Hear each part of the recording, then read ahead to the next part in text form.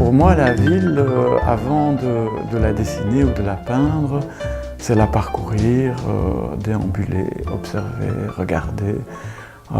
Pour moi, la ville, c'est un réseau d'énergie, un réseau nerveux, un cœur qui bat, à la fois par l'enchevêtrement des architectures, les grandes perspectives de routes, les gares, les points de transit, les points où les gens se croisent, les carrefours, et alors les mouvements, les mouvements des foules, les mouvements des gens dans les rues, les croisements, chaque être humain qui se croise, qui part vers une destinée différente, comment dire, cette effervescence et ce grouillement quelque part,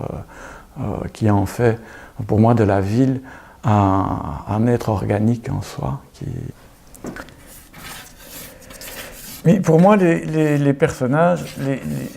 les corps se meuvent dans un espace mais tiennent compte de contraintes, des contraintes de l'espace urbain, ce qui fait que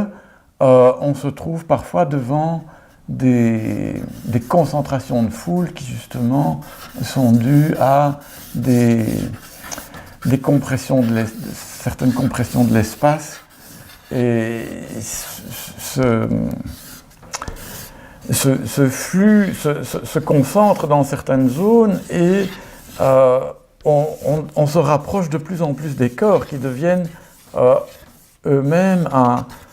un espèce de grand espace de flux, de grouillement et de circulation.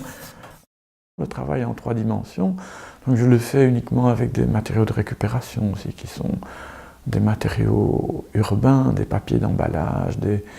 des morceaux d'affiches publicitaires, du fil de fer rouillé, etc. Donc tout ça fait partie aussi d'un univers. Dans les peintures et les travaux en 3 dimensions que je fais, on ne reconnaît pas telle ou telle ville. Ce qui m'importe plus, c'est le mouvement, la lumière, comme vous dites. Voilà. Donc, je me répète un peu, mais c'est la tension entre la liberté du mouvement et quand même